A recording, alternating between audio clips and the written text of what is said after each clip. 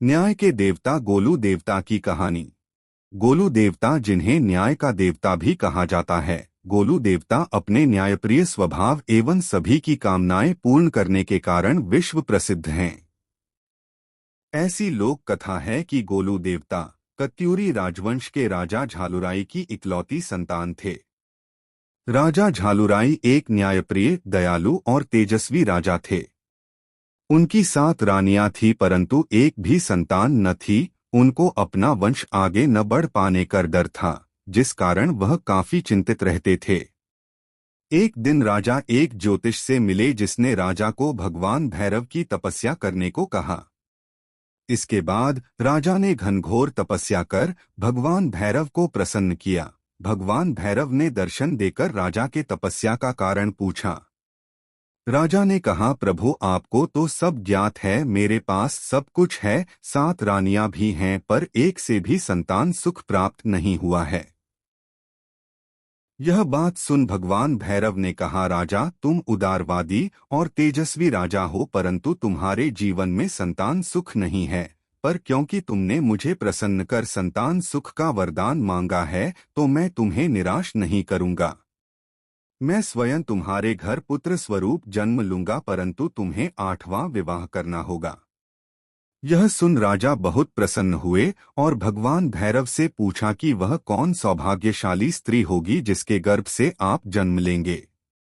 इस प्रश्न पर भगवान भैरव ने कहा कि उचित समय आने पर तुम्हें स्वयं यह ज्ञात हो जाएगा कि तुम्हारी 8वीं पत्नी कौन होगी। कई दिन बीत गए, पर राजा को वह स्त्री नहीं मिली जिससे वह विवाह कर सकें। एक दिन राजा शिकार पर गए हुए थे। पूरे दिन शिकार के पश्चात उन्हें प्यास लगी तो सेवकों से पानी मांगा, पर पानी खत्म हो चुका था। इसलिए सेवक पानी की तलाश में निकल गए और काफी देर तक न लौटे, तो राजा उनकी तलाश में एक तालाब के किनारे पहुंचे, जहां उनके सिपाही मूर्छित पड़े थे। यह देख राजा चौंक गए और जैसे ही पानी पीने वाले थे, उनको एक स्त्री की आवाज सुनाई दी, रुक जाओ, इन सभी ने भी यही गलती की थी। यह तालाब मेरा है और मेरी आज्ञा के बिना तुम पानी नहीं ले सकते हो। वह स्त्री बहुत सुंदर थी, राजा उसे देखकर मंत्रमुग्ध हो गए। राजा ने बताया कि वह इस राज्य के राजा झोलुराई हैं और पूछा कि देवी, आप कौन हैं और इस वन में क्या कर रही हैं? उस स्त्री ने बताया कि वह पंच देवताओं की बहन कलिंगा हैं और झालुराई को यह साबित करने को कहा कि वह राजा हैं। इस पर झोलुराई ने कहा कि आप ही बताएं देवी, मैं आपको अपने राजा होने का क्या प्रमाण दूं? स्त्री ने पास में ही आपस में लड़ते हुए 2 भैंसों को देखा और कहा कि आप इनको अलग कर सकें तो मैं मान जाऊंगी कि आप ही राजा झोलुराई हैं। राजा ने काफी प्रयास किए पर सफल न हो सके। यह देख कलिंगा ने स्वयं उन 2 भैंसों को अलग कर उनकी लड़ाई समाप्त करवा दी। राजा यह देख काफी प्रभावित हुए और देवी कलिंगा को अपनी 8वीं पत्नी बनाने का ठान लिया और विवाह का प्रस्ताव पंच देवताओं के सम्मुख रखा। पंच देवता भी राजा झालुराई की महानता से प्रभावित थे, इसलिए दोनों का विवाह कर दिया गया। कुछ ही वक्त बाद रानी कलिंगा गर्भवती हो गईं। यह देख 7 रानियां रानी कलिंगा से जलने लगीं। 7 रानियों ने मिलकर यह योजना बनाई कि कैसे भी रानी कलिंगा की संतान को खत्म करना है। 7 रानियों ने रानी कलिंगा से कहा कि एक ज्योतिषी ने उन्हें बताया है कि जन्म के वक्त अगर तुम अपनी संतान को देखोगी तो वह मर जाए। जल्द ही प्रसव का दिन आया। रानी कलिंगा की आंखों पर पट्टी बांध दी गई। रानी ने पुत्र को जन्म दिया। 7 रानियों ने बच्चे को गौशाला में फेंक दिया ताकि बच्चा पशुओं के पैरों तले आकर मर जाए। और रानी कलिंगा को बताया कि उसने सिलवट्टे पत्थर को जन्म दिया है और खून से लथपथ पत्थर कलिंगा की गोद में दे दिया। वहीं दूसरी तरफ गौशाला में पड़े बच्चे को खरोंच तक नहीं आई, गाय का दूध पीकर बच्चा सकुशल था। यह देख 7 रानियों ने बच्चे को नमक के ढेर में दबा दिया, पर वह नमक का ढेर चीनी के ढेर में बदल गया। इसके बाद बिच्छुओं के बीच फेंक दिया, पर बच्चे का बाल भी बाका न हुआ।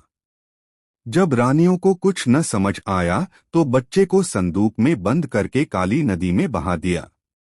7 दिन 7 रात के बाद एक मछुआरे के जाल में वह संदूक जा फंसा। जब मछुआरे ने संदूक खोला तो उसमें से बच्चा निकला। यह देख मछुआरा और उसकी पत्नी काफी प्रश्न हुए, क्योंकि उन दोनों की भी कोई संतान न थी। दिन बीतते गए, लड़का बड़ा हो चुका था। वहीं दूसरी तरफ राजा झालुराई अपनी किस्मत से काफी निराश थे। एक दिन लड़के को अपने सपने में ज्ञात हुआ कि वह राजा झालुराई के पुत्र हैं और उनकी सौतेली माओं सातों रानियां ने धोखे से उन्हें अपने माता पिता से दूर कर दिया है। साथ ही अपने जीवन का उद्देश्य, जन्म से जुड़ी घटनाएं, सब कुछ याद आ गया। सब कुछ ज्ञात होने के पश्चात लड़का अपने पिता मछुआरे के पास गया और घोड़े की मांग की। मछुआरा गरीब था, घोड़ा खरीद पाने में सक्षम न था, तो वह लकड़ी का घोड़ा ले आया। लड़का अपने भगवान भैरव के अवतार को जान चुका था, जिस कारण उसमें दैवीय व चमत्कारी शक्तियां आ चुकी थी। तो लड़के ने अपने चमत्कार से लकड़ी के घोड़े को जीवित कर दिया और घोड़े को लेकर राजा झोलुराई की राजधानी की तरफ चल पड़े। राजधानी के समीप ही एक तालाब के किनारे सातों रानियां बैठी हुई थी। यह देख लड़के ने अपने घोड़े को फिर से लकड़ी का घोड़ा बना दिया और रानियों के पास जाकर बोला कि हटो यहाँ से, मेरे घोड़े को पानी पीना है। रानियां ये देखकर हैरान थी कि लड़का काठ के घोड़े को पानी पिलाने लाया है। उनमें से एक रानी बोली कि बालक, तुम पागल हो क्या? लकड़ी का घोड़ा कैसे पानी पी सकता है? यह सुन लड़का बोला, अगर इस राज्य की रानी एक सिलवट्टे को जन्म दे सकती है तो क्या मेरा लकड़ी का घोड़ा पानी नहीं पी सकता है? रानियां लड़के का दुस्साहस देख काफी क्रोधित हुईं और लड़के की शिकायत राजा से की। लड़के को पकड़कर राजा के सम्मुख महल में लाया गया। राजा ने लड़के से पूछा कि क्या तुम्हें इतना भी ज्ञात नहीं है कि काठ का घोड़ा पानी नहीं पीता है? इस पर लड़के ने कहा, राजन, जब इस राज्य की महारानी एक पत्थर को जन्म दे सकती है तो क्या मेरा लकड़ी का घोड़ा पानी नहीं पी सकता? साथ ही लड़के ने बताया कि वही राजा की इकलौती संतान है जिसे सातों रानियों ने मिलकर मारने की कोशिश की थी। साथ ही भगवान भैरव और राजा के बीच हुई बातों के बारे में बताया, जिसे सिर्फ राजा झोलुराई ही जानते थे। सब बात सुन राजा को लड़के की बातों पर यकीन आ चुका था कि वही लड़का उनकी संतान है। साथ ही क्रोधित होकर सातों रानियों को कारावास में डाल दिया।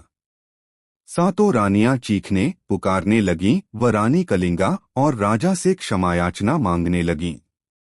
बालक के कहने पर राजा ने सातों रानियों को माफ कर दिया।